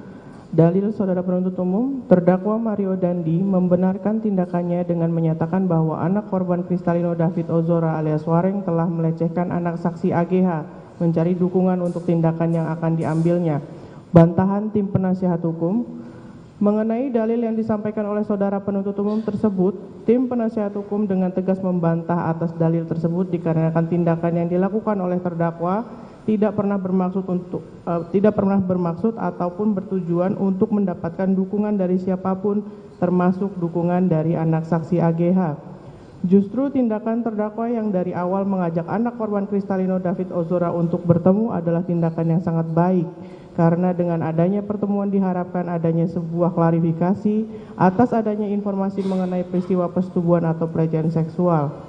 Berdasarkan hal-hal tersebut di atas, sudah sangat jelas terbukti bahwasanya mengenai dalil yang disampaikan oleh saudara penuntut umum mengenai perihal adanya tindakan pembenaran yang dilakukan oleh terdakwa dan upaya untuk mencari dukungan atas tindakan yang dilakukan tersebut sudah dapat terbantahkan berdasarkan penjelasan di atas. Tanggapan penuntut umum, klarifikasi versus tindakan. Ketika seseorang mengajak individu lain untuk melakukan klarifikasi, Tujuannya biasanya adalah untuk mendapatkan pemahaman yang lebih jelas atau untuk menyelesaikan kesalahpahaman yang mungkin terjadi. Dalam konteks hukum, klarifikasi seringkali menjadi langkah awal untuk menyelesaikan perbedaan pendapat atau konflik tanpa harus melibatkan tindakan hukum yang lebih serius. Tim penasihat hukum dalam membela terdakwa Mario Dandi Satrio alias Dandi menekankan bahwa niat utama dari pertemuan tersebut adalah untuk klarifikasi. Ini menunjukkan bahwa menurut mereka, terdakwa Mario Dandi Satrio alias Dandi memiliki niat baik dan hanya ingin mendapatkan kejelasan mengenai suatu masalah. Namun, apa yang terjadi setelah pertemuan tersebut menimbulkan pertanyaan besar. Jika tujuan utamanya memang hanya klarifikasi, mengapa ada tindakan fisik atau kekerasan yang terlibat? Tindakan tersebut menunjukkan adanya motif atau niat yang berbeda dari apa yang awalnya dinyatakan oleh terdakwa Mario Dandi Satrio alias Dandi. Ini menjadi kontradiksi dengan klaim awal bahwa pertemuan tersebut hanya untuk tujuan klarifikasi. Dalam praktiknya, klarifikasi seharusnya merupakan proses komunikasi dua arah yang damai dan konstruktif. Tidak ada alasan bagi seseorang untuk menggunakan kekerasan atau tindakan fisik dalam proses klarifikasi. Oleh karena itu, tindakan terdakwa Mario setelah pertemuan tersebut menimbulkan keraguan mengenai niat asli dari pertemuan tersebut dan menunjukkan adanya motif lain yang mendasarinya, yakni melampiaskan emosi negatif kepada anak korban Kristalino David Ozora alias Wareng dengan melakukan penganiayaan berat. Dukungan versus kesendirian, menganalisis kehadiran pihak ketiga. Dalam setiap pertemuan atau interaksi sosial, kehadiran setiap individu memiliki tujuan dan makna tertentu. Terutama dalam situasi yang sensitif atau berpotensi konflik, kehadiran pihak ketiga seringkali menjadi indikator penting yang menunjukkan dinamika dan niat yang mendasari pertemuan tersebut.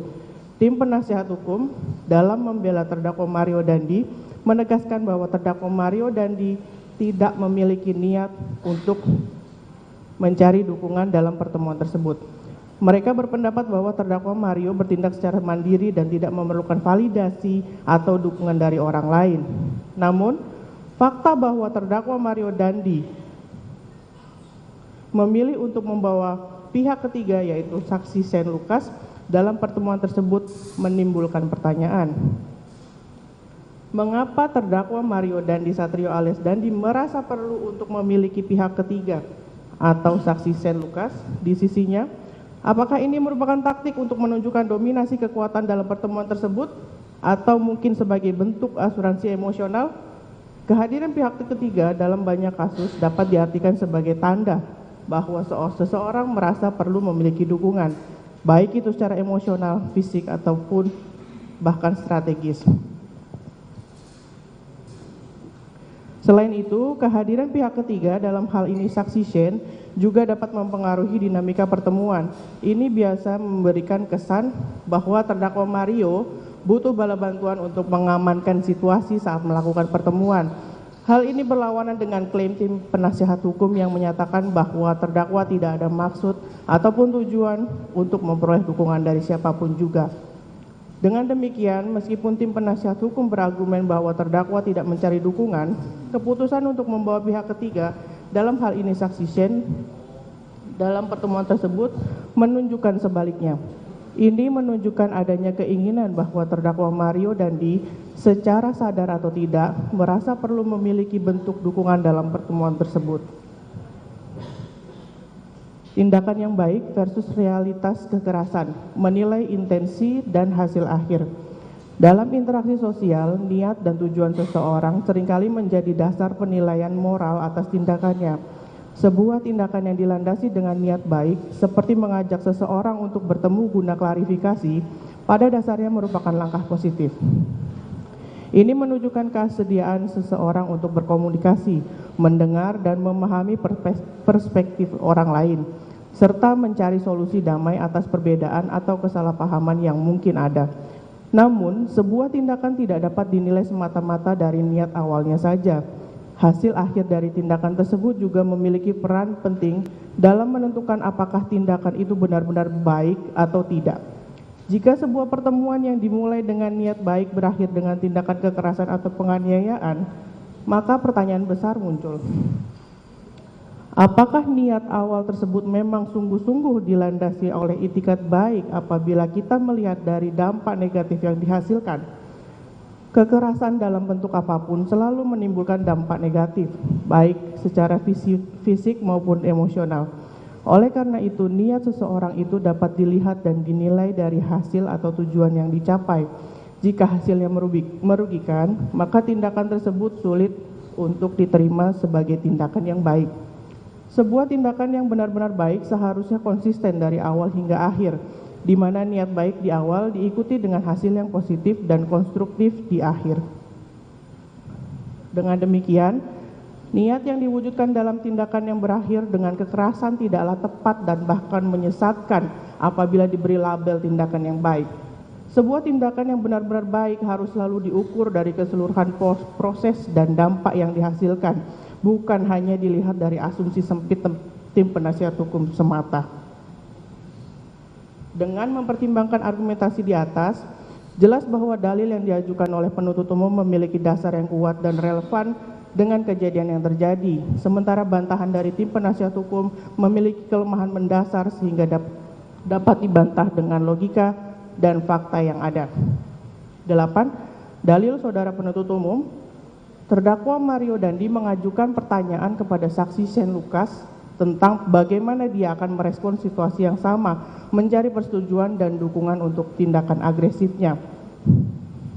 Bantahan tim penasihat hukum mengenai dalil yang disampaikan oleh saudara penuntut umum tersebut, tim penasihat hukum dengan tegas membantah atas dalil tersebut dikarenakan terdakwa tidak pernah meminta persetujuan ataupun dukungan atas tindakan agresif yang dimaksud oleh saudara penuntut umum.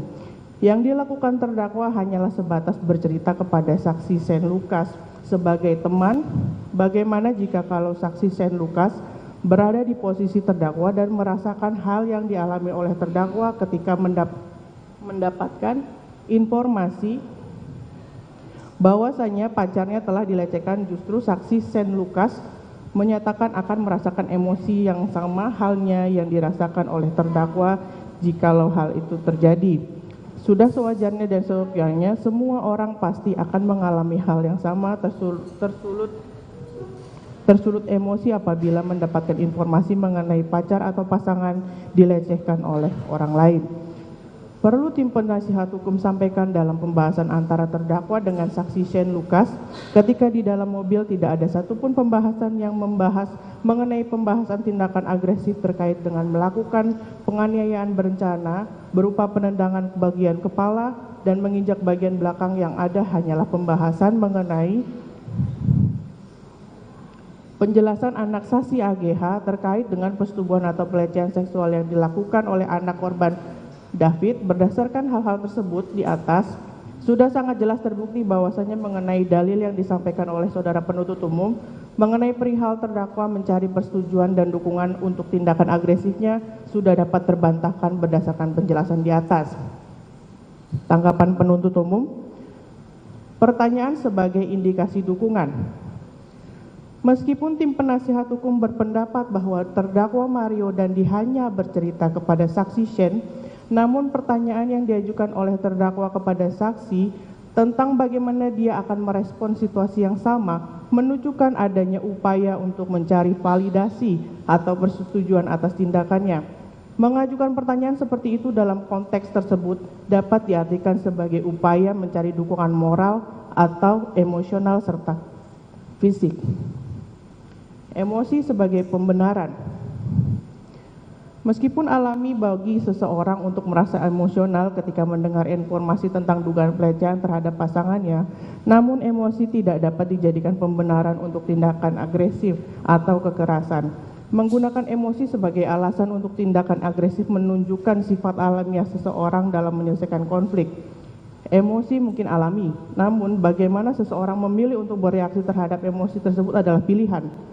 Menggunakan emosi sebagai alasan untuk tindakan agresif menunjukkan pilihan reaksi yang diinginkan oleh seseorang untuk merespon suatu keadaan. Dalam hal ini adalah reaksi penganiayaan berat dengan rencana terlebih dahulu yang dilakukan oleh terdakwa Mario Dandi dan kawan-kawan terhadap anak korban Kristalino David Ozora.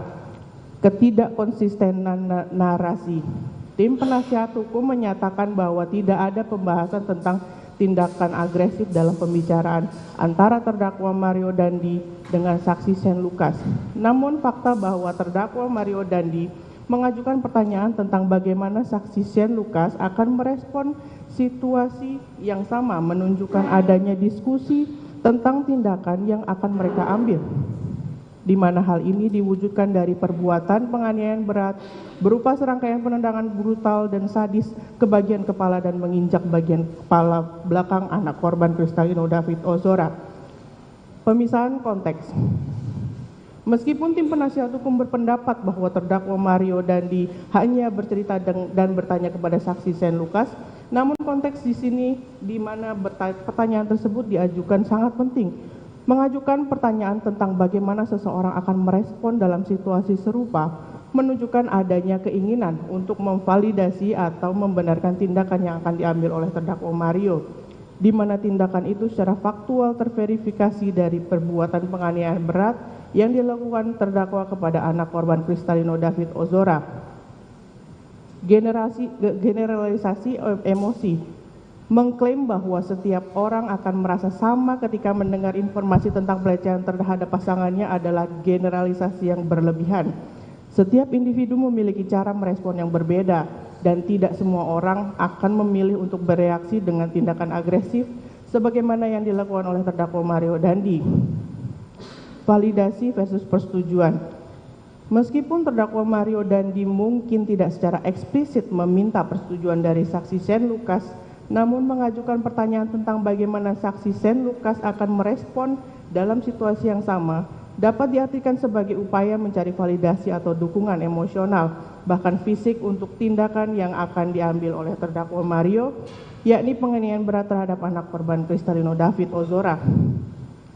Dari rangkaian argumentasi di atas, tampak bahwa terdakwa Mario menunjukkan indikasi mencari validasi atau dukungan atas tindakannya, baik secara moral, emosional, maupun fisik. Meskipun tim penasihat hukum berpendapat bahwa terdakwa Mario hanya bercerita dan bertanya kepada saksi Shane Lucas, namun konteks dan cara pertanyaan diajukan menunjukkan adanya upaya memvalidasi tindakan yang akan diambil. Selain itu, meskipun emosi merupakan reaksi alami ketika mendengar informasi tentang pelecehan, namun tidak semua orang akan memilih untuk bereaksi dengan tindakan agresif. Terdakwa Mario memilih untuk bereaksi dengan tindakan agresif yang menunjukkan pilihan reaksi tertentu dalam merespon situasi. Terdapat ketidakkonsistenan dalam narasi yang disampaikan oleh tim penasihat hukum, terutama mengenai diskusi tentang tindakan yang akan diambil oleh terdakwa Mario. Generalisasi bahwa setiap orang akan merasa sama ketika mendengar informasi tentang pelecehan adalah pendapat yang berlebihan, karena setiap individu memiliki cara merespon yang berbeda. Keseluruhan fakta persidangan menunjukkan bahwa terdakwa Mario Dandi memiliki motif dan keinginan untuk memvalidasi atau mendapatkan dukungan atas tindakan agresifnya terhadap anak korban Kristalino David Ozora. Tanggapan mengenai unsur rencana terlebih dahulu. Berdasarkan argumen tim penasihat hukum yang disajikan dalam nota pembelaan, ada beberapa poin penting yang dapat dijadikan dasar untuk membantah klaim bahwa terdakwa tidak memiliki rencana terlebih dahulu untuk melakukan penganiayaan berat. Video nota pembelaan halaman 474 sampai 479. 1. Rentang waktu yang panjang. Dalam kasus hukum, setiap detail dan kronologi kejadian memegang peran penting dalam menentukan motif dan niat pelaku. Salah satu detail yang menarik perhatian dalam kasus ini adalah rentang waktu antara saat terdakwa Mario Dandi mengetahui informasi sensitif hingga saat ia memutuskan untuk bertemu dengan anak korban Kristalino David Ozora. Pada tanggal 30 Januari 2023, terdakwa Mario Dandi diberitahu mengenai informasi yang menyangkut persetubuhan atau pelecehan seksual. Informasi semacam ini tentunya sangat sensitif dan bisa memicu berbagai reaksi emosional, terutama jika pihak-pihak yang terlibat memiliki hubungan dekat dengan terdakwa Mario. Namun yang mengejutkan adalah terdakwa Mario Dandi tidak langsung mengambil tindakan spontan setelah mendapatkan informasi tersebut. Sebaliknya, ia memilih untuk menunggu selama 21 hari sebelum akhirnya bertemu dengan anak korban Kristalino David Ozora pada tanggal 20 Februari 2023. Rentang waktu 21 hari ini bukanlah waktu yang singkat. Dalam periode tersebut, seseorang dapat memiliki banyak waktu untuk merenung, merencanakan, dan memutuskan langkah apa yang akan diambil selanjutnya. Dalam konteks hukum, periode waktu ini dapat dianggap sebagai waktu yang cukup bagi terdakwa Mario untuk merumuskan rencana tindakannya dengan tenang terhadap anak korban Kristalino David Ozora. Bisa saja ada pertimbangan tertentu yang membuat terdakwa Mario menunda pertemuannya, atau mungkin ia memerlukan waktu untuk mempersiapkan diri secara mental dan emosional, seperti halnya meminta dukungan dari saksi Saint Lucas, ataupun mencari alasan yang tepat untuk berpura-pura menemui anak korban. Namun yang pasti, rentang waktu ini menunjukkan bahwa tindakan terdakwa Mario bukanlah hasil dari reaksi spontan atau emosi sesaat, melainkan merupakan hasil dari pertimbangan dan perencanaan yang matang untuk melakukan penganiayaan berat terhadap anak korban Kristalino David Ozora. 2. Pertemuan dengan anak korban Kristalino David Ozora alias Wareng. Dalam setiap pertemuan, niat dan tujuan dari pertemuan tersebut menjadi hal yang esensial untuk dipahami. Dalam kasus ini, terdakwa Mario mengklaim bahwa tujuan pertemuannya dengan anak korban Kristalino David Ozora adalah semata-mata untuk mendengarkan penjelasan dari pihak anak korban Kristalino David Ozora. Namun, apa yang terjadi selama pertemuan tersebut memberikan gambaran yang berbeda dari klaim terdakwa Mario Dandi.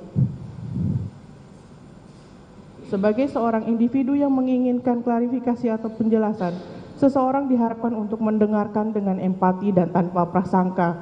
Namun, dalam pertemuan tersebut, terdakwa Mario Dandi meminta anak korban untuk melakukan serangkaian aktivitas fisik seperti push up, sikap tobat, dan sikap blank.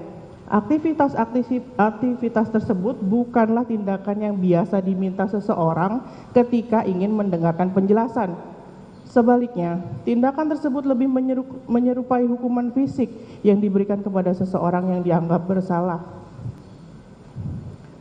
Mengajak seseorang untuk berbicara dan mendengarkan penjelasannya seharusnya tidak melibatkan tindakan fisik apapun, apalagi yang bersifat menghukum. Oleh karena itu, tindakan terdakwa Mario Dandi meminta anak korban Kristalino David Ozora melakukan aktivitas fisik tersebut menunjukkan adanya niat lain di balik pertemuan tersebut. Niat tersebut bukan lagi sekedar mendengarkan penjelasan, melainkan untuk memberi hukuman atau sanksi kepada anak korban Kristalino David. Dengan demikian, meskipun terdakwa Mario Dandi mungkin berargumen bahwa pertemuannya bersifat damai, hanya ingin mendapatkan klarifikasi, namun tindakannya selama pertemuan tersebut menunjukkan adanya motif yang lebih dalam, yaitu keinginan untuk menghukum anak korban Kristalino David Ozora atas tindakannya. 3. Ekskalasi emosi. Emosi seseorang dapat menjadi indikator kuat dari niat dan perasaan yang mendasarinya, terutama ketika emosi tersebut bereaksi terhadap suatu situasi atau percakapan tertentu. Dalam konteks ini, rekaman CCTV telah memberikan bukti visual yang tak terbantahkan mengenai bagaimana terdakwa Mario Dandi bereaksi setelah berinteraksi dengan anak korban Kristalino David Ozora. Dari rekaman tersebut, bukan hanya sekedar perubahan ekspresi wajah atau gerak-gerik tubuh terdakwa Mario Dandi yang terlihat, tetapi ada ekskalasi emosi yang signifikan. Ekskalasi ini bukanlah reaksi spontan yang muncul tanpa alasan. Sebaliknya, itu adalah hasil dari percakapan atau informasi yang diterima terdakwa Mario Dandi selama interaksinya dengan anak korban Kristalino David Ozora. Fakta bahwa ekskalasi emosi ini berujung pada tindakan penganiayaan menunjukkan adanya dorongan kuat dari dalam diri terdakwa yang mendorongnya untuk bertindak dengan cara tersebut. Lebih lanjut, ekskalasi emosi yang tiba-tiba dan intens ini menunjukkan bahwa ada sesuatu yang memicu terdakwa Mario Dandi. Bisa jadi apa yang dikatakan atau dinyatakan oleh anak korban Kristalino David Ozora selama percakapan tersebut telah memprovokasi atau menantang keyakinan, persepsi atau harapan terdakwa Mario Dandi. Sebagai hasilnya, terdakwa merasa perlu bereaksi dengan cara yang ekstrim. Yang paling penting, eskalasi emosi yang berujung pada tindakan kekerasan ini menunjukkan bahwa terdakwa Mario Dandi tidak hanya bereaksi berdasarkan emosi sesaat, tetapi ada niat yang lebih mendalam untuk memberikan pelajaran atau hukuman kepada anak korban Kristalino David Ozora. Jika terdakwa Mario Dandi hanya ingin mendengarkan atau mendapatkan klarifikasi, maka tidak ada alasan bagi emosinya untuk bereaksi seintens itu, apalagi sampai melakukan tindakan penganiayaan berat. Oleh karena itu, dapat disimpulkan bahwa di balik ekskalasi emosi terdakwa Mario Dandi, ada niat yang telah terbentuk untuk menghukum anak korban Kristalino David Ozora atas sesuatu yang dianggapnya salah atau tidak sesuai dengan harapannya. 4. Tidak ada bukti konkret. Dalam sistem hukum, bukti memainkan peran krusial dalam menentukan kesalahan atau ketidakbersalahan seseorang. Namun, bukti tidak selalu harus berbentuk dokumen tertulis atau rekaman elektronik. Kadang-kadang bukti dapat ditarik dari rangkaian peristiwa, tindakan, atau perilaku tertentu yang menunjukkan motif atau niat tertentu. Tim penasihat hukum mengklaim telah menekankan bahwa tidak ada bukti konkret dalam bentuk tertulis atau elektronik yang menunjukkan niat jahat terdakwa Mario Dandi. Quote non, namun tidak berarti bahwa terdakwa Mario Dandi bebas dari niat atau rencana untuk melakukan tindakan tertentu. Sebaliknya, perilaku dan tindakan terdakwa Mario Dandi sebelum, selama, dan setelah interaksi dengan anak korban dapat memberikan wawasan yang mendalam tentang niat dan motivasinya. Rangkaian peristiwa yang berujung pada tindakan fisik oleh terdakwa Mario Dandi terhadap anak korban Kristalino David Ozora bukanlah insiden yang terisolasi atau spontan. Ini adalah hasil dari serangkaian keputusan dan tindakan yang diambil oleh terdakwa Mario Dandi yang masing-masing menunjukkan adanya niat untuk menghukum atau memberi pelajaran kepada anak korban Kristalino David Ozora. Meskipun klaim tim penasihat hukum menyatakan bahwa tidak ada bukti tertulis yang secara eksplisit menunjukkan rencana terdakwa Mario Dandi, namun tindakan-tindakan yang dilakukannya berbicara lebih keras daripada kata-kata atau dokumen. Selain itu, penting untuk diingat bahwa dalam banyak kasus, pelaku kejahatan mungkin tidak meninggalkan jejak tertulis atau elektronik dari niat atau rencana mereka. Namun, ini tidak berarti bahwa mereka bertindak tanpa niat atau rencana. Oleh karena itu, diklaim oleh tim penasihat hukum bahwa tidak ada bukti konkret dalam bentuk tradisional atau quote non, namun analisis mendalam terhadap perilaku dan tindakan terdakwa Mario Dandi dapat mengungkapkan niat dan rencana yang mendasarinya. 5. Pengakuan anak saksi AGH. Dalam setiap kasus hukum, kesaksian dari saksi seringkali menjadi komponen krusial yang dapat mempengaruhi arah dan hasil dari persidangan. Kesaksian saksi dapat memberikan wawasan tentang apa yang sebenarnya terjadi, memberikan konteks dan memperjelas motif serta niat dari pelaku. Dalam konteks ini, pengakuan dari saksi anak saksi AGH memiliki bobot signifikan. Menurut pengakuannya, hubungan seksual yang terjadi antara dirinya dan anak korban Kristalino David Ozora dilakukan dengan pemaksaan. Meskipun pengakuan ini belum tentu mencerminkan kebenaran penuh dari apa yang sebenarnya terjadi, namun dampak dari pengakuan tersebut terhadap terdakwa Mario Dandi sangat signifikan. Pengakuan semacam itu, terutama ketika menyangkut tindakan yang serius seperti pemaksaan, dapat memicu berbagai emosi, termasuk kemarahan, dendam, dan keinginan untuk membalas. Dalam hal ini, terdakwa Mario Dandi mungkin merasa bahwa dia memiliki kewajiban moral atau tanggung jawab untuk melindungi atau membela anak saksi AGH. Ini menjadi pendorong kuat bagi terdakwa Mario Dandi untuk merencanakan tindakan balas dendam terhadap anak korban Kristalino David Ozora dengan merencanakan penganiayaan berat. Selain itu, penting untuk mempertimbangkan bagaimana informasi ini disampaikan kepada terdakwa Mario Dandi dan konteks di mana dia menerima informasi tersebut. Apakah dia mendengarnya langsung dari anak saksi AGH atau melalui pihak ketiga? Bagaimana reaksi awal terdakwa Mario Dandi saat mendengar pengakuan tersebut? Semua faktor ini telah mempengaruhi bagaimana terdakwa Mario Dandi mempersepsikan situasi dan bagaimana dia memutuskan untuk merespons. Dengan demikian, meskipun pengakuan dari anak saksi AGH mungkin belum tentu sepenuhnya akurat atau benar, namun dampak psikologis dan emosional dari pengakuan tersebut terhadap terdakwa Mario Dandi tidak dapat diabaikan. Ini telah menjadi katalis yang mendorong terdakwa Mario Dandi untuk merencanakan dan akhirnya melakukan tindakan penganiayaan berat terhadap anak korban Kristalino David Ozora. 6. Mengenai hubungan seksual. Dalam interaksi antar manusia, pertanyaan yang diajukan oleh seseorang seringkali mencerminkan apa yang ada di pikiran mereka, apa yang mereka prioritaskan, dan apa yang mereka rasakan. Pertanyaan-pertanyaan tersebut bisa menjadi jendela ke dalam pemikiran dan perasaan seseorang, memberikan kita wawasan tentang motif dan niat mereka. Dalam konteks kasus ini, terdakwa Mario Dandi menunjukkan minat yang kuat terhadap hubungan seksual antara anak korban Kristalino David Ozora dan anak saksi AGH. Fakta bahwa terdakwa Mario Dandi terus-menerus menanyakan tentang hal ini menunjukkan bahwa bukan hanya sekedar rasa ingin tahu, tetapi ada sesuatu yang lebih mendalam. Mungkin ada obsesi, rasa cemburu, atau kemarahan yang mendasari pertanyaan-pertanyaan tersebut.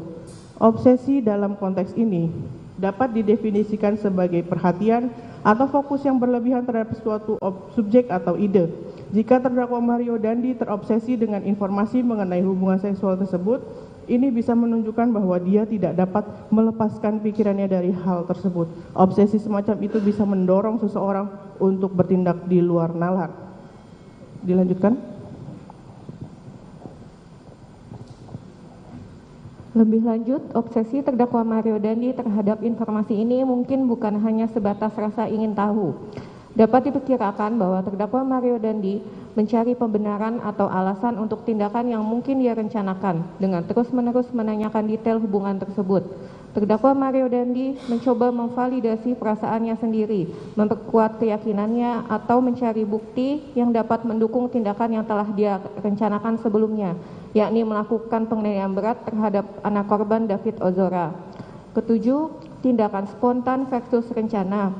Dalam analisis perilaku manusia, ada perbedaan mendasar antara tindakan yang dilakukan secara spontan dan tindakan yang direncanakan. Tindakan spontan biasanya merupakan respons langsung terhadap stimulus atau situasi tertentu dan terjadi tanpa banyak pertimbangan atau perencanaan sebelumnya. Sebaliknya, tindakan yang direncanakan melibatkan pertimbangan, pemikiran, dan kadang-kadang persiapan sebelum dilakukan. Dalam konteks kasus terdakwa Mario Dandi, ada klaim dari tim penasihat hukum bahwa tindakannya terhadap anak korban David Ozora adalah hasil dari reaksi spontan.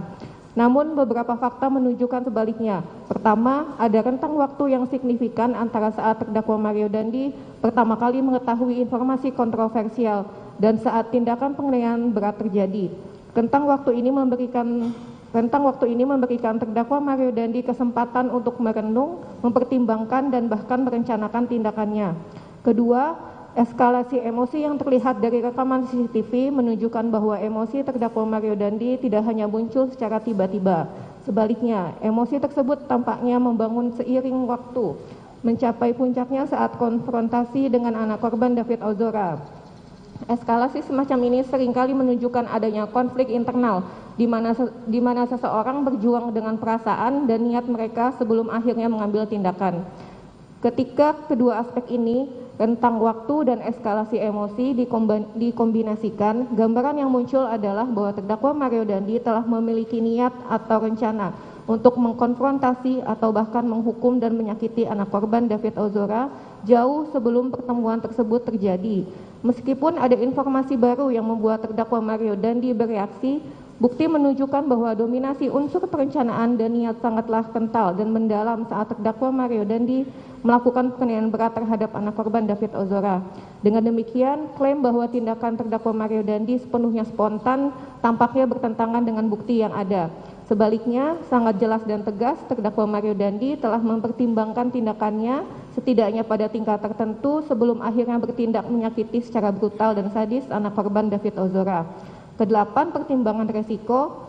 Dalam setiap tindakan yang diambil seseorang, ada pertimbangan resiko yang terlibat. Resiko adalah potensi kerugian atau konsekuensi negatif yang mungkin dihadapi seseorang sebagai hasil dari tindakan atau keputusan tertentu.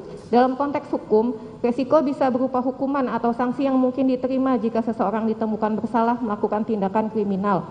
Dalam kasus terdakwa Mario Dandi, ada resiko hukuman yang signifikan yang terkait dengan tindakan penganiayaan berat dengan rencana terlebih dahulu. Terdakwa Mario Dandi, seperti semua individu yang sadar hukum, pasti menyadari konsekuensi potensial dari tindakannya. Namun, meskipun mengetahui potensi konsekuensi serius, terdakwa Mario Dandi memilih untuk melanjutkan tindakannya terhadap anak korban David Ozora. Keputusan untuk bertindak meskipun mengetahui resiko menunjukkan beberapa skenario. Pertama, terdakwa Mario Dandi telah mempertimbangkan resiko dan memutuskan bahwa tindakan tersebut layak dilakukan. Dalam hal ini karena dorongan emosi dan keinginan untuk balas dendam. Ini menunjukkan adanya proses pemikiran dan pertimbangan sebelum bertindak, bukan hanya reaksi impulsif. Kedua, terdakwa Mario Dandi merasa yakin bahwa dia bisa menghindari deteksi atau hukuman. Ini bisa berarti bahwa terdakwa Mario Dandi telah merencanakan tindakannya dengan hati-hati untuk meminimalkan kemungkinan tertangkap atau dihukum. Namun intinya adalah keputusan untuk mengambil tindakan meskipun mengetahui resiko menunjukkan adanya tingkat pertimbangan dan kesadaran yang mendalam. Ini bukanlah tindakan yang dilakukan tanpa pemikiran atau pertimbangan, tetapi lebih merupakan tindakan yang diambil setelah mempertimbangkan konsekuensi dan memutuskan untuk menerima resiko yang terkait. Dengan mempertimbangkan semua poin di atas, dapat disimpulkan bahwa terdakwa Mario Dandi memiliki rencana terlebih dahulu untuk melakukan penganiayaan berat terhadap anak korban David Ozora. Tanggapan mengenai pasal 26C Jungto pasal 80 ayat 2 Undang-Undang Nomor 35 Tahun 2014 tentang perubahan atas Undang-Undang Nomor 23 Tahun 2002 tentang perlindungan anak. Dalam kesimpulan, pada nota pembelaan tim penasihat hukum telah menyatakan terdakwa Mario Dandi secara sah dan meyakinkan bersalah melakukan tindak pidana sebagaimana dimaksud dalam pasal 76C Jungto pasal 80 ayat 2 Undang-Undang Nomor 35 Tahun 2014 tentang perubahan atas Undang-Undang Nomor 23 Tahun 2002 tentang perlindungan anak. Berdasarkan argumentasi yang telah dituangkan oleh tim penasihat hukum dalam nota pembelaannya, terdapat beberapa poin yang dapat dijadikan dasar untuk membantah bahwa perbuatan terdakwa Mario Dandi masuk dalam pasal 76C Jungto pasal 80 ayat 2 Undang-Undang Nomor 35 Tahun 2014 tentang perubahan atas Undang-Undang Nomor 23 Tahun 2002 tentang perlindungan anak. Vide nota pembelaan halaman 651 sampai 654. Dalam konteks hukum yang berlaku di Indonesia, sangat penting untuk memahami dan membedah setiap ketentuan yang ada dalam Undang-Undang Perlindungan Anak dan KUHP, terutama yang berkaitan dengan kekerasan terhadap anak. Mari kita analisis lebih mendalam. Kesatu, definisi kekerasan dalam Undang-Undang Perlindungan Anak. Undang-Undang Perlindungan Anak dalam pasal 76C secara eksplisit melarang setiap bentuk kekerasan terhadap anak. Namun ketika kita merujuk pada definisi kekerasan dalam Undang-Undang Perlindungan Anak, kita menemukan bahwa kekerasan didefinisikan sebagai tindakan yang menyebabkan kesengsaraan atau penderitaan fisik, psikis, seksual atau penelantaran terhadap anak. Ini mencakup ancaman, pemaksaan atau perampasan kemerdekaan yang melanggar hukum. Definisi ini khususnya kekerasan fisik memiliki kesamaan dengan pengertian penganiayaan dalam KUHP. Meskipun KUHP tidak memberikan definisi yang eksplisit, doktrin hukum menjelaskan penganiayaan sebagai tindakan yang sengaja dilakukan untuk menimbulkan rasa sakit atau luka. Kedua, perbedaan penormaan dalam Undang-Undang Perlindungan Anak dan KUHP. Berbeda dengan KUHP, Undang-Undang Perlindungan Anak hanya memiliki satu ketentuan pidana yang berkaitan dengan kekerasan fisik atau penganiayaan. Ini berarti Undang-Undang Perlindungan Anak tidak membedakan antara delik biasa dan delik kualifikasi dalam konteks penganiayaan. Hal ini membawa kita pada kesimpulan bahwa ada perbedaan mendasar antara kekerasan fisik biasa yang mengakibatkan luka berat, seperti yang diatur dalam pasal 80C Undang-Undang Perlindungan Anak, dan kekerasan fisik berat yang dilakukan dengan sengaja. Dalam kasus pertama, pelaku mungkin tidak memiliki niat untuk menyebabkan luka berat, sedangkan dalam kasus kedua, pelaku memiliki niat dan tujuan yang jelas untuk melukai korban. Ketiga, kekerasan fisik berencana. Ada perbedaan mendasar antara kekerasan fisik biasa yang mengakibatkan luka berat dan kekerasan fisik berat yang dilakukan dengan sengaja. Dalam kasus ini di mana tendangan sengaja ditunjukkan ke bagian tubuh yang vital dan berpotensi membahayakan. Ini menunjukkan adanya niat dari pelaku untuk menyebabkan luka berat. Dalam konteks perkara akuo, Tim penasihat hukum pada nota pembelaannya telah menganalisa unsur melakukan penganiayaan berat yang merupakan salah satu unsur pasal 355 ayat 1 KUHP jungto pasal 55 ayat 1 ke 1 KUHP sebagaimana dalam dakwaan pertama primer dan unsur mengakibatkan luka berat yang merupakan salah satu unsur pasal 353 ayat 2 KUHP jungto pasal 55 ayat 1 ke 1 KUHP sebagaimana dalam dakwaan pertama subsidiar penuntut umum, di mana tim penasihat hukum telah menyimpulkan berdasarkan fakta-fakta yang diperoleh di muka persidangan, video nota pembelaan halaman 425 dan 588. Selanjutnya, dikarenakan terdakwa sudah sangat emosi atas jawaban serta tidak adanya klarifikasi yang diberikan oleh anak korban Kristalino David Ozora kepada terdakwa terkait dengan kejadian persetubuhan atau hubungan seksual tersebut, kemudian terdakwa akhirnya melakukan penganiayaan berupa penendangan ke bagian kepala dan menginjak bagian belakang anak korban David Ozora sehingga menyebabkan anak korban David Ozora pingsan pada saat di lokasi kejadian dan mengalami koma selama lebih kurang 53 hari. Hal ini membuktikan bahwa tim penasihat hukum membenarkan bahwa terdakwa Mario Dandi telah melakukan penganiayaan berat dengan tindakan sadis dan keji terhadap anak korban Kristalino David Ozora. 4. Keterbatasan Undang-Undang Perlindungan Anak. Salah satu keterbatasan Undang-Undang Perlindungan Anak adalah ketidakmampuannya untuk mengakomodasi konsep kekerasan fisik berencana atau kekerasan fisik berat berencana. Oleh karena itu, ketika ditemukan bukti yang menunjukkan adanya niat dari pelaku untuk melakukan kekerasan fisik berat berencana, kita harus kembali merujuk pada ketentuan yang ada dalam KUHP, pasal 355 KUHP. Dalam konteks perkara akuo, tim penasihat hukum telah mencoba untuk menolak atau menafikan bukti yang jelas dan tak terbantahkan. Upaya mereka untuk menafikan bukti ini menunjukkan kurangnya pemahaman atau mungkin upaya sengaja untuk mengaburkan fakta yang menunjukkan bahwa terdakwa Mario Dandi telah melakukan tindakan perencanaan untuk melakukan penganiayaan berat. Pemesanan gosen, keterlibatan saksi Shane Lucas dan aksi yang secara faktual melanggar hukum serta kolaborasi dengan anak saksi AGH untuk mengecohkan anak korban David Ozora dengan alasan yang mengada-ngada. Semuanya menunjukkan indikasi kuat dari suatu tindakan yang direncanakan. Dengan demikian, sangat penting bagi kita untuk memahami dan membedah setiap ketentuan hukum dengan cermat, agar kita dapat memberikan perlindungan yang maksimal bagi anak-anak di Indonesia, dan memastikan bahwa setiap pelaku kekerasan mendapatkan hukuman yang sesuai dengan perbuatannya. Dari uraian argumentasi di atas, dapat disimpulkan bahwa apabila kita mengacu pada asas lex specialis derogat legi generalis, sebagaimana ketentuan pasal 63 ayat 2 KUHP, maka ketentuan khusus yang dapat mengakomodir tindak pidana yang dilakukan oleh terdakwa Mario Dandi dan kawan-kawan bukanlah pasal 76C jungto pasal 80 ayat 2 Undang-Undang Nomor 35 tahun 2014 tentang perubahan atas Undang-Undang Nomor 23 tahun 2002 tentang perlindungan anak. Sebagaimana secara keliru telah diargumentasikan oleh tim penasihat hukum dalam nota pembelaannya, melainkan pasal 355 ayat 1 KUHP jungto pasal 55 ayat 1 ke 1 KUHP karena telah mengakomodir tindakan perencanaan penganiayaan berat sebagaimana fakta perbuatan utuh yang dilakukan oleh terdakwa Mario Dandi, saksi Shane Lucas, dan anak saksi AGH terhadap anak korban Kristalino David Ozora. Yang terhormat Majelis Hakim, dengan hormat kami selaku penuntut umum dengan ini menyampaikan bantahan atas nota pembelaan tim penasihat hukum yang membantah surat tuntutan kami yang menuntut terdakwa untuk membayar restitusi sebesar 120.388.911.030 rupiah kepada keluarga anak korban Kristalino David Ozora atau diganti dengan pidana penjara selama 7 tahun. Video nota pembelaan halaman 41 sampai dengan 47. Bantahan kami didasarkan pada alasan sebagai berikut. Kesatu, perhitungan restitusi yang dilakukan oleh LPSK sah dan berdasar. Bahwa penuntut umum menolak semua tuduhan dan sanggahan yang dilontarkan oleh tim penasihat hukum terkait perhitungan restitusi yang dilakukan oleh LPSK.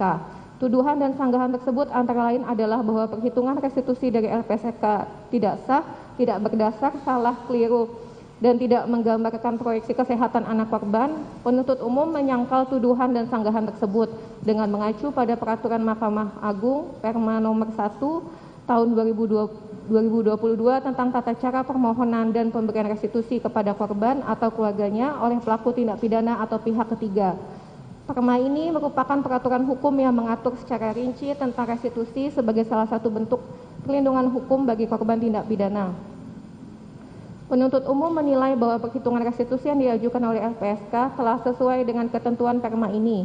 Perma ini mengatur bahwa restitusi adalah ganti kerugian yang diberikan kepada korban atau keluarganya oleh pelaku tindak pidana atau pihak ketiga.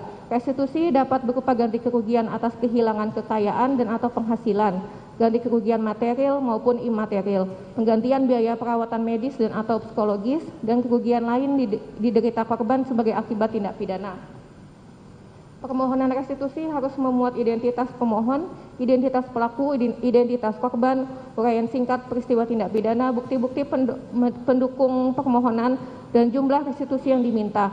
Semua syarat tersebut telah dipenuhi oleh LPSK dalam permohonan restitusi yang disampaikan kepada pengadilan.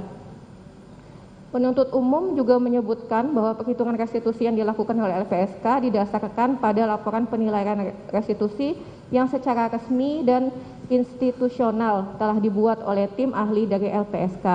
Perhitungan restitusi tersebut juga merujuk pada proyeksi biaya pemulihan medis dari Rumah Sakit Mayapada, situs web halodoc.com tentang diffuse axonal injury, dan situs web Badan Pusat Statistik atau BPS tentang angka harapan hidup menurut provinsi dan jenis kelamin pada tahun 2022. Perhitungan restitusi tersebut juga mempertimbangkan potensi kesembuhan anak korban seperti keadaan semula yang sangat rendah, yakni hanya 10%, serta kerugian imaterial akibat penderitaan fisik dan mental yang dialami anak korban dan keluarganya. Dengan demikian, penuntut umum berpendapat bahwa perhitungan restitusi yang diajukan oleh LPSK sah dan berdasar pada ketentuan hukum yang berlaku. Penuntut umum juga berharap agar majelis hakim dapat mempertimbangkan permohonan restitusi tersebut dan menjatuhkan putusan yang adil dan bijaksana. Kedua, restitusi dapat diganti dengan pidana penjara. Kami menolak pendapat tim penasihat hukum terdakwa bahwa restitusi tidak dapat diganti dengan pidana penjara karena kami yakin bahwa hal tersebut tidak sesuai dengan ketentuan hukum pidana Indonesia. Berdasarkan tulisan pada harian Kompas oleh Dr. Fadil Zumhana SHMH yang merupakan Jaksa Agung Muda Tindak Pidana Umum, ada beberapa poin penting yang dapat dijadikan dasar untuk membantah argumentasi tim penasihat hukum. Restitusi sebagai hak konstitusional korban, bahwa restitusi adalah hak konstitusional korban tindak pidana yang harus dipenuhi oleh pelaku sebagai bentuk tanggung jawab atas tindakannya. Meskipun ada bantuan yang disediakan oleh LPSK, hal ini tidak mengurangi kewajiban pelaku untuk memberikan restitusi kepada korban. Kekosongan hukum dan restitusi. Saat ini meskipun ada ketentuan mengenai bantuan dari LPSK, tetap ada kekosongan hukum terkait dengan pelaksanaan restitusi, terutama ketika pelaku menolak atau tidak mampu membayar. Ini mengakibatkan ketidakadilan bagi korban yang seharusnya mendapat ganti kerugian yang merupakan hak konstitusionalnya.